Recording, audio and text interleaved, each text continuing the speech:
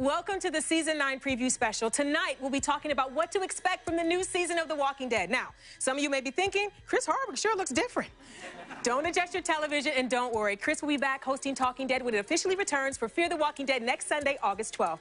I am honored to be here filling in just for the week. I'm a fan like you guys, and it is my pleasure to join you in celebrating our favorite show on television. And let me tell you, tonight is going to be a celebration. We have interviews from the set with Andrew Lincoln, Norman Reedus, and Lauren Cohan, just to name a few. A surprise video message from a fan favorite that you don't want to miss. Plus, we have an exclusive sneak peek of the premiere episode of Season 9 that you won't see anywhere else. I am thrilled to announce that my guests tonight are executive producer and new Walking Dead showrunner Angela Kang, King Ezekiel himself, my friend Kari Payton, and the man that has everyone screaming, oh, Jesus, Tom Payne. I'm Yvette Nicole Brown, and this is The Walking Dead Season 9 preview special!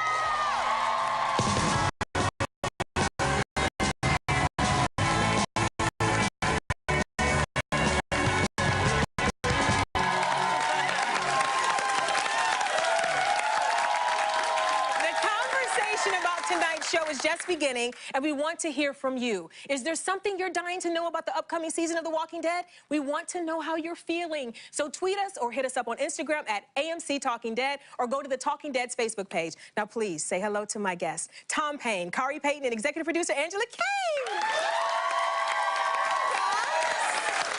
Oh, thanks for coming. I'm so happy you're here.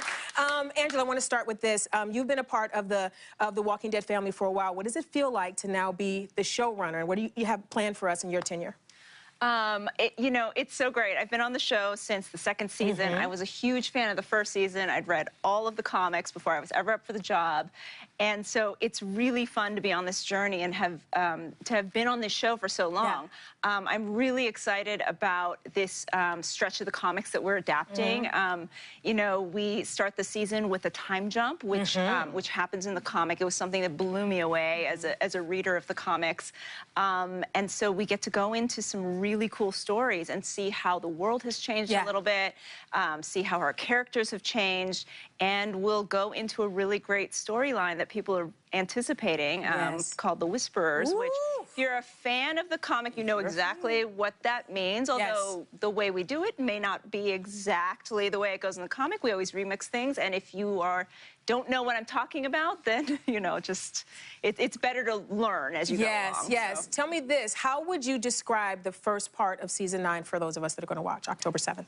I think, you know, this is a real, it's a new chapter of the story. The first 8 seasons were intended to be one chapter, and then we kind of go into a new part of what our characters are doing. We are seeing what happens after the war has concluded. We see people trying to rebuild civilization and like grapple with what that means and what the future is and how you end up looking to the past in some ways to build up the present and the future. Things that are like old technologies, like a traditional plow instead of something that's pulled by a tractor becomes important again. People who were farmers, like all of a sudden have a really valuable skill because you know there's no agribusiness that's helping doing anything. And so, you know, it's like people learn how to tame horses. They, you know, they're kind of like figuring out like a whole new world for them, basically. Tom, we've been fighting a lot these last few, like I was there. I wasn't there. You all have been fighting a lot. So how does it feel? Were there. I was there in spirit.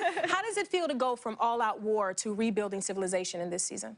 It's great. It's a chance. You know, there is some respite after everything that has come before and the tension around every corner and that was happening with the war. I think what's happened now is a year and a half after all that has ended, it goes back... That's a scoop, you guys. Year and a half. It's been a year and a half. It's a year and a half. We just, y'all got to catch these. I'm allowed to say that. It's dripping. You are allowed to say that. Some receipts and tea just spilling everywhere. He just said it. Year and a half. Go ahead. I'm sorry. It's a year and a half. And so what's happened now is that you are really seeing each community's strengths, and everyone has to go back to basics. And what Angela was just saying about how farmers are really useful, and Hilltop, that was their whole deal. They were growing stuff and tending the farm animals, and so that community is maybe doing better than other communities. Because they're ahead of the game. Yeah, and so then what happens within the communities at that point, and who needs help from who, and what do we need from other communities, and what do other communities need from us? And we're back to a very old school kind of barter system within the groups, and the first episodes of the season, we'll get into you want to tell who's some doing stuff. better I than can other see people. you want to tell some. Ooh, you want to tell some stuff. Just put your little book away. Listen, my book is not even out. The notebook's not even out here. Okay, Kari. So we now learned that it's been a year and a half since. So how have things changed for King Ezekiel? Is he still the king? Oh, he's always the king. Okay. You know, Okay. I honestly don't think it's up to Ezekiel whether he's the king or not. You're right about that. It's really more up to Jerry. That's right. Jerry's He ain't letting it die. Yeah, exactly. Any crack in the armor of Ezekiel will get tended to by Jerry. Right. You know, so and every time he feels like maybe I should back away from this this role some, he says, no, you're the king. Yes, right. Because it gives the people of the kingdom at least a purpose and a structure. Right. And I think he's become more at home with it. You know, maybe he's not quite so over the top about it. But yeah, that just like those dreads, you can't take the crown off his head. Ah. I mean, you can. You can. You know. If it's a wig, you can. Exactly. I want to go to a social card. We have at Heath R. Roar. That's how we spelled it. Roar. On Twitter. He says, will we get to see the playful, skilled fighting side of Jesus in season 9? I mean, Jesus is always raring to go with the playful, fighty side of Jesus. I think one of the things that might be tough this season is, for him, like rebuilding the civilization and working, because I think Maggie wants him to be a more active part of the community, and I think, you know, he's there to help her with stuff, but he would rather be doing what he was doing when you discovered him on the show, which is out there, like, meeting new people or finding new stuff for the community.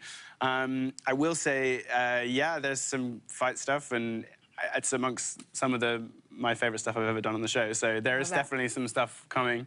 But I can't tell you from which direction. You should be excited, though, because this man can fly. Yeah, you know, I mean, he's always seems so put together, but the man is a whirling dervish of action, and I can't wait for you guys to see this dude do his thing. He's awesome. Yeah. I have to say, Tom trains like a mofo. Like, he's so good. Like, it's just, like, I've seen some of these dailies that are coming in, and it's incredible. Pretty amazing. Yeah, incredible.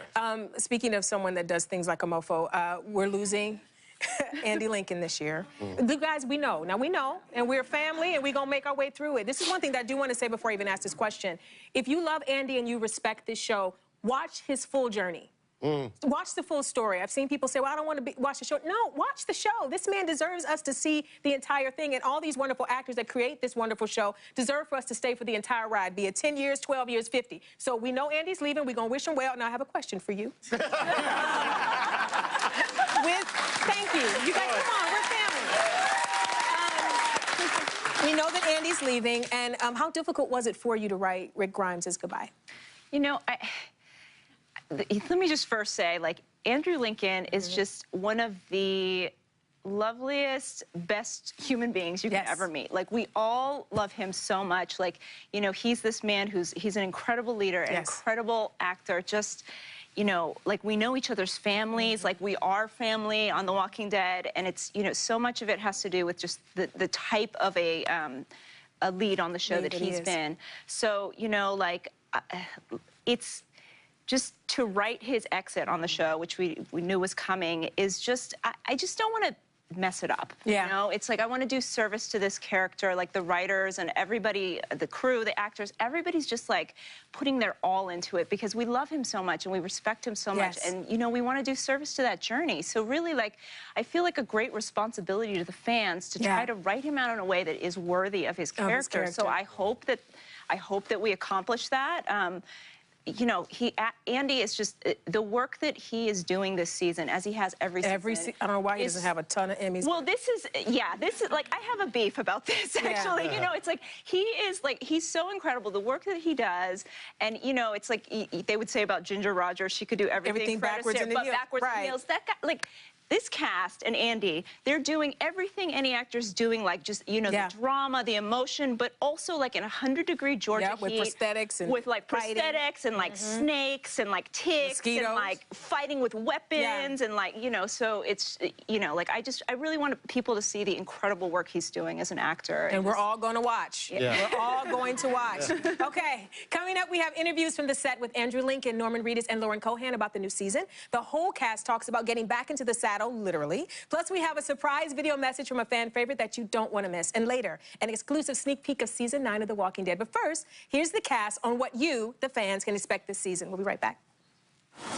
I think what fans are going to enjoy most about this season is how much is happening. There's tons of change, and it's really exciting. I'm excited for them to see the group in a new way, because I feel like a lot of changes with the people that we have lost in season 8 and how we have had to develop over into season 9, just how the group is and what their dynamic is like. It's really cool to see how they've restructured their lives. We see our heroes start to relax a little bit more into themselves. I mean, there's still a lot of hurt that they're sorting through, but now they're finally starting to come into their own and just accept the world as it is. They're not trying to fight against it.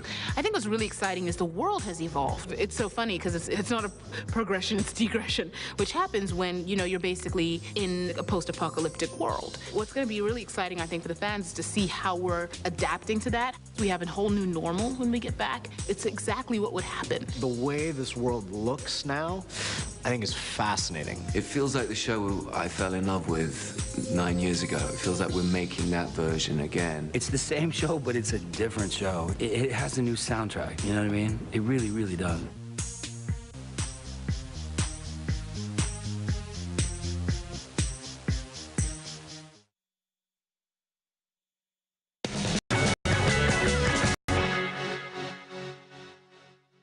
We have an amazing team of horse wranglers led by Tommy Turvey, who actually provided the horse for us what Rick rode into Atlanta on season 1. So we had our actors all trained to ride horses. We grade them from 1 to 8 in terms of skills, and we've watched certain people go from a 0 to a 6, for example, because the cast has really gotten into riding. It's been amazing. My horse's name is Blade, and fun fact, he was actually Andy Lincoln's horse in the pilot, and they painted him, but they do this paint that washes away because he has like very distinct markings. So it was cool that I got to ride the same horse that Andy rode, and then I could also just give a constantly that I was a better rider, so that was really fun. Michonne rode a horse in season 4, but it's amazing how 4 years can really reverse your remembrance. It jogged back in. I mean, we had to all go and get trained, and no matter what level we claimed we were at, everyone had to go get trained. And my horse's name is Sunday. Sometimes he moves like it's Sunday. Well, he's just the one I got along with the easiest, and that's what you want. I mean, the only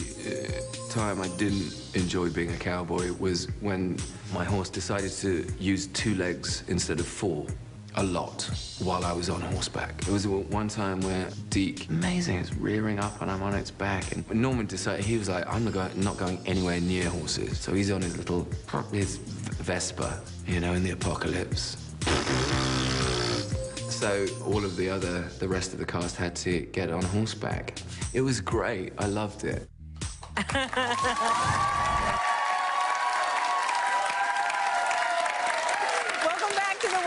Season 9 preview special. We're back with Tom Payne, Kari Payton, and executive producer Angela Kang. Now, Tom and Kari, who was the best in the cast riding horses? That's a question from Maya. Maya124 on Instagram. No, I think that's my daughter. I am. I think we were pretty comparable, actually. We're not bad. Yeah. Yeah, go on. No. I was just saying that this is why I got into this whole acting business in the first place. Yeah. Is so that I can be on a horse riding around, you know, looking like a badass. Yeah. That's all you really wanted. That's all I really wanted growing up. What I learned is that you never really show them that you can ride a horse as well as you can, because they'll give you the most difficult one. Because there are some people who can't really ride, and so if you can, and they're like, oh, he's pretty decent. I've done a bunch of horse riding in my career, but I'm not like professional horse rider. Right. But I will get given the difficult, and Kari and I have shared the difficult horse. We share Bucephalus, who is named after... That's the name? Yes. It was named after Alexander the Great's favorite horse, and that's the type of diva we're talking about. Yes. It's just like, I've got to bribe this horse with like carrots and I don't know, savings bonds to get him to do anything. All up in everyone's business. Anytime you get close to another horse, he's like, I'm gonna bite you. You have to go, no, we're doing this. We're filming a television show, and I have to look good. It's true. Well, with that name, you got to live up to that name. You do. Angela, this is from Caitlin 95789. She got 12 numbers after her name. Caitlin, you know I love you. Okay, she's on Twitter. She said, Angela, will there be any romance for Ezekiel this season? There will Angela? be. Yvette, don't be mad. Angela? Yvette, don't be mad. You know, after a lot of things happen when time passes. Okay. Ezekiel and Carol had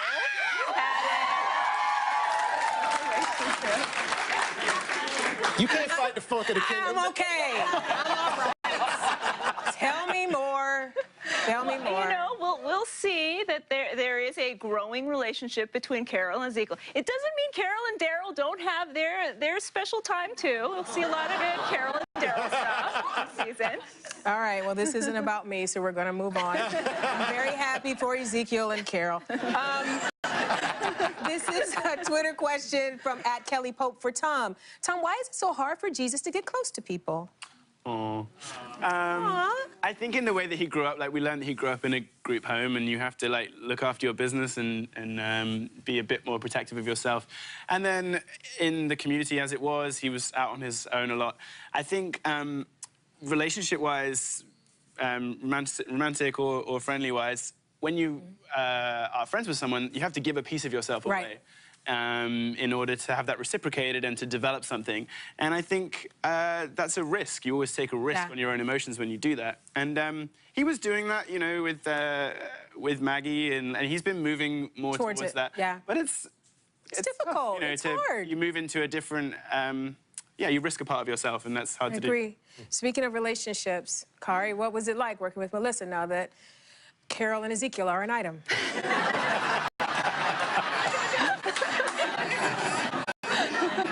Well, I'm personally having a lovely time. I bet you. Melissa's amazing, and you're amazing, so I'm sure you guys are having a lovely time together. Go ahead, tell us more. No, I mean, working with Melissa is always amazing. I always say she's the best acting coach I've ever had, and it just happens that I don't have to pay her. She just comes on set.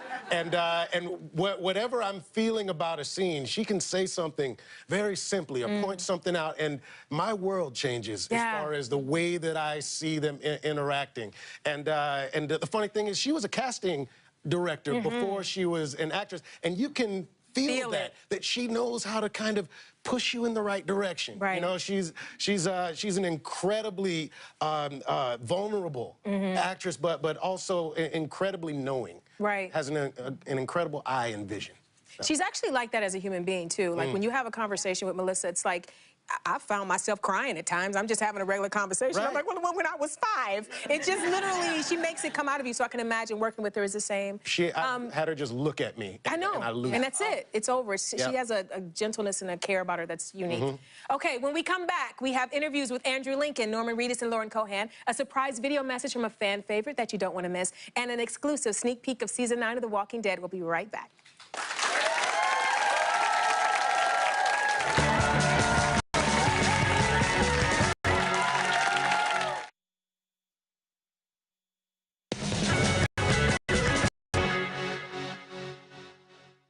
So Maggie has had the baby, and it was a really long pregnancy, as we all know. So we have baby Herschel, named after Dad, and a big part of what Maggie is focusing on is creating a world that is safe for him, a world where he can see that this works, where we can work together. And a big part of her conflict this year is finding peace of mind with allowing Negan to live, and being a good leader and a good mother, and how she's going to let those two desires coexist, essentially.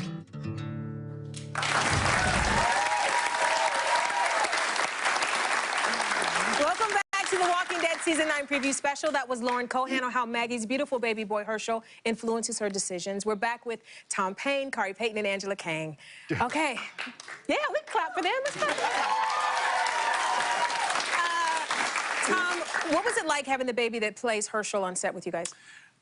Well, children on set are an interesting conundrum. I mean, wonderful. Once you get a child to do something on camera, working with the baby is like, oh my God, now, roll now.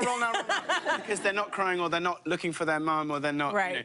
But what happens with that is it's kind of great on our show, because our show can be very hectic and very crazy, and there's 3 cameras, which means there's a ton of crew, and you have to be very quiet when there's a baby on set. Always, So everyone gets really, really quiet. and it's amazing.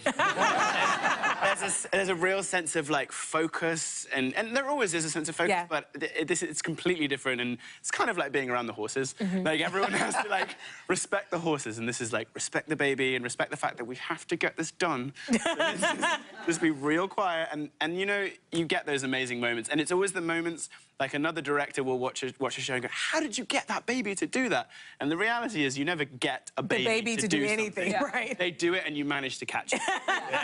and I'm sure we got that. And there's some great little moments. I have a great little scene with the baby, and it was really sweet when we finally got it. Finally got it. When I read that his name was Herschel, I know. I know. Oh, this shit ain't right. Oh, yes. It was beautiful. Angela, what can you say about the tension between Maggie and Rick this season? Because they were a little... Yeah, you know, I mean, Maggie and Rick, who have been on this long journey together. They've traveled since the farm. And Rick really has been like a mentor to Maggie. You know, he has been so supportive of the fact that she's kind of coming into her own as a leader. He said that he would be the one to follow her. And then at the end of the season, when he kind of made this unilateral decision in some ways to spare Negan when they had a pact to kill him, that didn't sit well with Maggie. And so we saw that at the end of last season. And we'll come into this season seeing that Maggie has really done so much of the hilltop, has built it up. It's in such great shape as a community. And Rick recognizes that that's a direct result of her leadership. But we'll see that Maggie is just, you know, she's not going to just fall in line with everything Rick's doing, because she has to take care of her own people now, and she has her own opinion. She's a force to be reckoned with. She is a force. Yeah, she's got her own agendas, and she's going to follow them. That doesn't mean that they hate each other. They still love each other and respect each other deeply. But they have some real differences in philosophy. So that's a story we'll be playing through the season. Awesome. Speaking of another interesting relationship, Kari, how's your relationship with Henry in season 9? Young Henry. It's so interesting because they developed this real father-son, you know, dynamic, and it's a father-son dynamic where a boy is trying to come of age, you know, and it's not. It doesn't feel like a stepfather and a father. You know, they realize that you know, in this world, you know, the family you find is the family you got. That's right. That's right. And so it is very much I'm yours and you're mine, and I think he's just trying to make sure he doesn't keep stabbing people in the neck. I would love if he stopped. I don't know why the boy got to stab everybody in His official name is Young Murderous Master Henry. Lord. And I'm trying to get him to drop the murderous. The murder part. You know, need to be a master. Just don't be a master in murder. Okay. This is a social card. This is coming from @RashonXX. This is for Angela. What can we expect from Rashon this season? You know, we'll see that Rick and Michonne, like, it's one of the strongest relationships we have on the show. And so we'll see that they're in a good place together. They're raising Judith, like, they're so in sync with each other, and they support each other's goals. They're not doing exactly the same things. You know, Michonne kind of has her own journey that she's going through on this season. But obviously, this being Andy's last season of the show, like, we're going to explore what that does to Michonne, and it's going to be a big part of her story going forward. As if for comic book readers, they'll know that when Rick lost the character Andrea in the comic, that, you know, that was a huge moment for him. And so we will be just exploring, like, the different directions that Michonne goes, and it may not be exactly the way that you expect. Ooh, I love that. Okay, coming up, we got an interview with Norman Reedus, plus an exclusive extended sneak peek of The Walking Dead. But first, here's Andrew Lincoln talking about Rick Grimes' new summer cut in season 9. We'll be right back. Everybody gets a little overexcited, I think, when people do a time jump. You think, how can I look different, feel different, scars, hair color? I mean, I've got no choice in the matter. I'm just going gray. But I thought it would be a really good idea to cut my hair. And then we got it cut once. Someone came in and he said the wrong word to me. He said, "You look really handsome." And I went, "Rick Grimes does not look handsome. It's not the point of what Rick Grimes is about. He's a sheriff's deputy from Atlanta, Georgia. He doesn't give a about being sexy and good looking. He's an apocalyptic warrior, you know, who kills zombies for a living." Before I knew it, I was almost bald. And then I said, Denai's gonna be furious because she loves my long hair.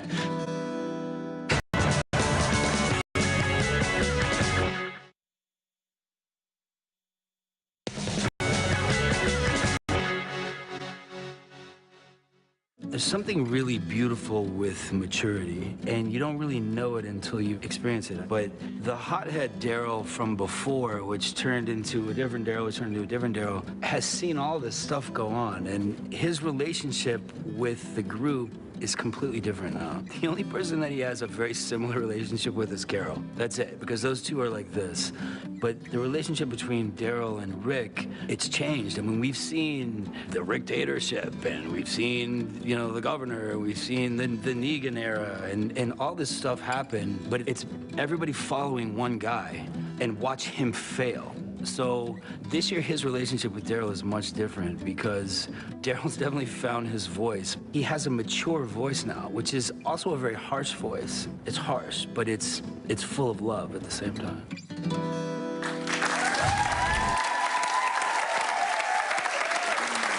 Welcome back to The Walking Dead Season 9 preview special. That was Norman Reedus, the better part of Norvette. Google it. Angela, what else can we expect from Daryl this season? You know, we'll see Daryl, you know, as Norman was saying in the piece, like he's a little different, and we'll start out the season with him at the sanctuary, and then the story kind of rolls from there. So, okay, something new for Daryl. All right, Kari. Hi. Hi. Ezekiel has a powerful statement that has kind of taken the fans by storm, and yet I smile. Yeah. What has that sentiment meant to you and to the fans? You know, the first time I read that and he was using that in that speech, I knew it was going to be a big deal. Yeah. And I texted Scott and I was like, this is something that's going to be important. Yeah. You know, that thing. I've had so many people come to me. I think because Ezekiel is trying to be a light in the darkness, you know, and he literally says that. There's so many people that have come to me over the last year. And yet I smile. Just cancer survivors and sufferers, people who are dealing with loss of a loved one or dealing with depression, and the tattoos just keep coming, keep coming. And I remember this one lady, and she was like, she had been through, like, I don't know, a dozen rounds of chemotherapy, and it just been cleared her cancer, and she had the biggest smile on her face, and she was like, and yet I smile, right? And man, I just thinking about it right now, it killed me. You know, and this is all I wanted. As an artist, you just wanted to connect, you know? And I was thinking in theater, you know, they're right there, and you connect right there. Yeah. But this is even more powerful because you know that they don't just turn the TV off and walk away from this show. They take it and they make something out of it, you know? And yet we effing smile, man. Yeah, smile.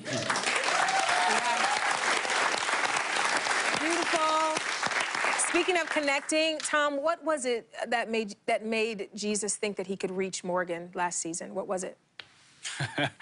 I think Jesus has the benefit of not knowing Morgan very long.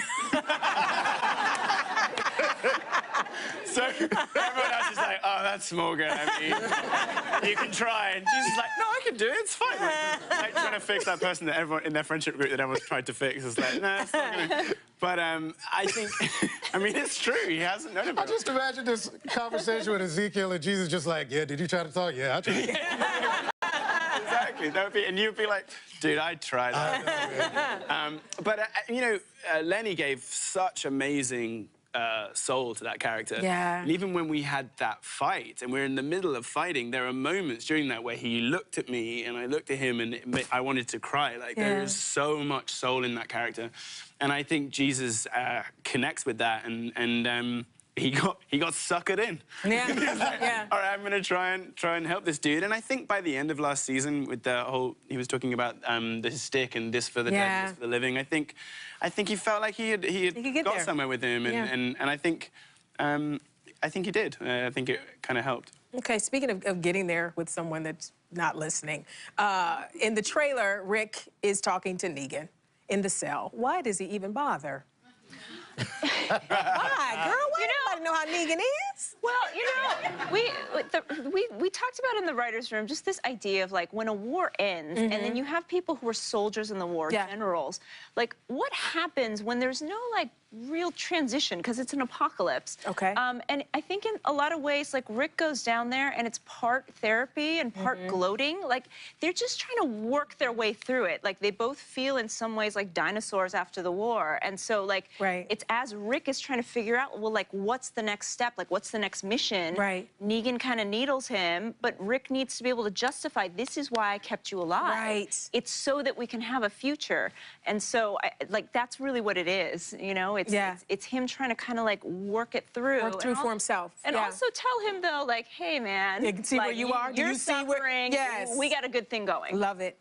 Before we go to break, you've got to check out The Walking Dead Our World augmented reality mobile game. You can defend your surroundings by fighting walkers on the streets, in the park, on your sofa, or wherever you happen to be. It's available on iOS and Android. Download it now at getourworld.com. And when you need a break from fending off hordes of the undead, be sure to join the Walking Dead Fan Rewards Club. You can enter to win a katana signed by Michonne herself, Denai Gurira. Tomorrow is the last day to enter, so go to twdrewards.com to sign up for your chance to win. Now, when we come back, we've got that exclusive sneak peek, so stick around.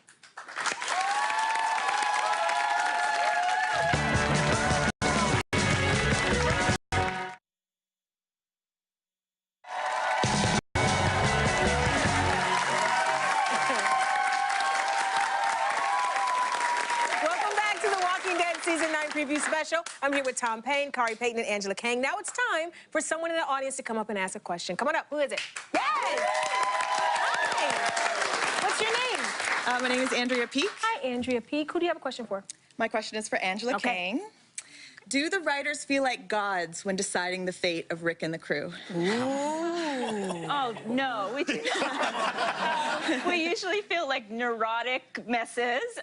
We're all like sort of like nerdy artists. Like we love you know, these characters. We love the show. We love the comics, and we just don't want to like mess it up, honestly. You know, like my writers are amazing. My right-hand man, Matt Negretti, is in the audience today. Matt! You know, Hey, Matt. You know, he's incredible. And then, you know, my other writers, Corey Reed, Channing Powell, David Leslie Johnson McGoldrick. Nice. Eddie Guzalian, Vivian C., Geraldine and Noah. Did I catch everybody? Shout them out, girl. Yeah, Shout like, them out. they're, you know, like, the writers are here from the process at the very beginning when we're breaking the story, all the way through, like, they're sweating their parts off in Georgia with everybody down to produce. Yes. So, you know, we try to work hard. Like, the staff works so hard. We really don't feel like gods. Like, we really try to come at it from, like, we're fans, too. Right. Like, what would we be excited to see? And we just hope that, you know, that people are entertained and come along with on the ride with us. Aw. We're along for the ride. That's a good question, yes. Okay, so Great we have some gifts for you. Okay, because it's a time jump, we have Herschel's watch. Oh! Yes, I know. And, you know, we have the key to Negan's cell. Now, listen. Listen. You can choose to leave him in, but it's Jeffrey Dean Morgan. You might want to let yourself in. I'm just saying. Thank you. Thank you. Okay, so here's a surprise video message from a fan favorite of yours and mine. Take a look. Hey, Yvette. Hi, Lenny. Kari, Tom, Angela. It's me. Obviously, Lenny. I just want to say thank you very much for letting me crash this preview special for Season 9 of The Walking Dead. I just wanted to remind everybody that on August the 12th, this coming Sunday, it's a very special day.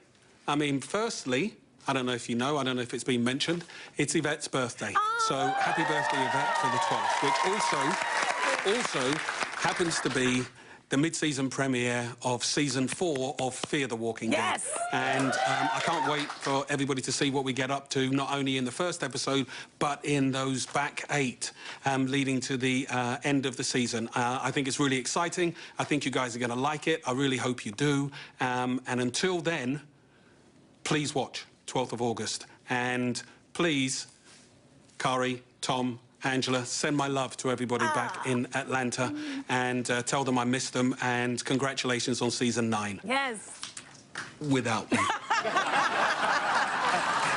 Yeah, that's it. Bye. Cheers.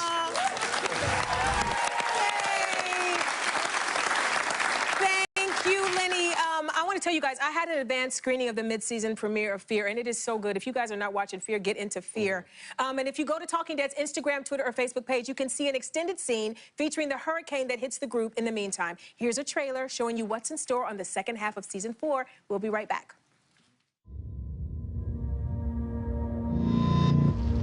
I know who you really are.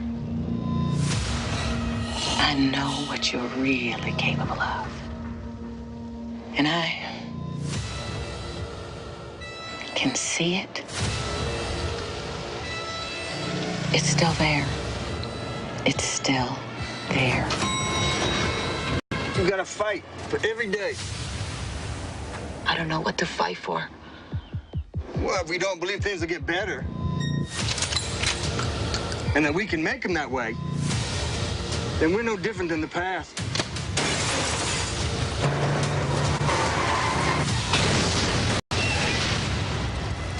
Yesterday's yesterday. But today's today.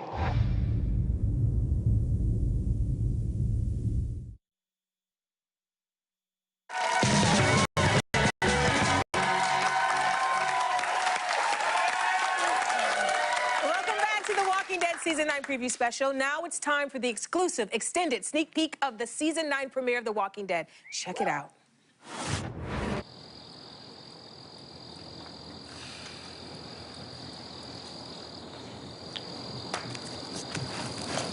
Just kill you.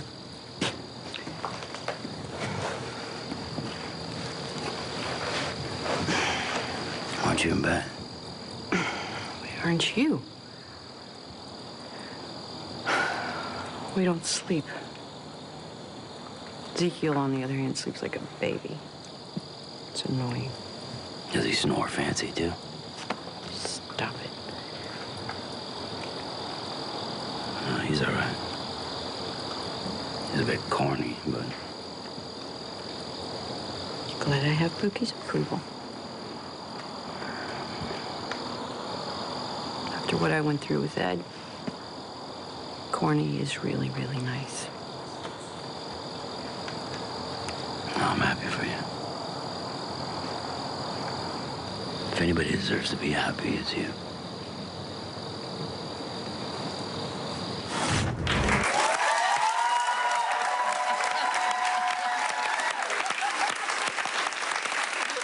When Daryl said, "Why aren't you in bed?" what he meant to say was, "Why aren't we in bed?"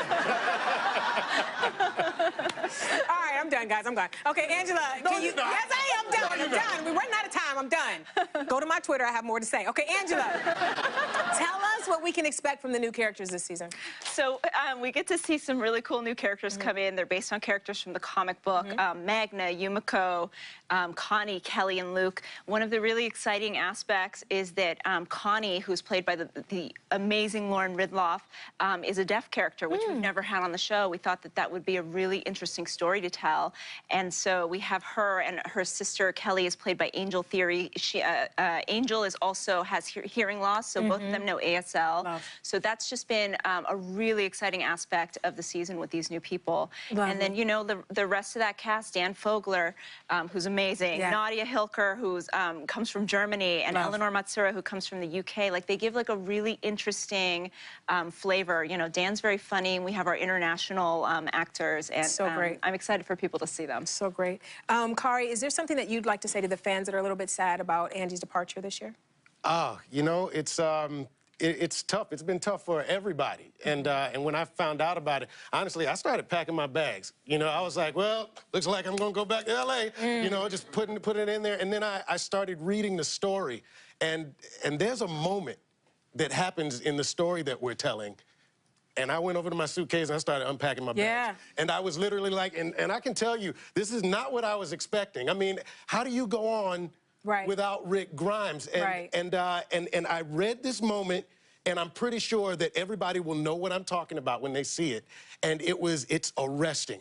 And I thought to myself, oh my God, we got so much more to do. And so my drawers are back full. All right. We're ready to do this. I love it.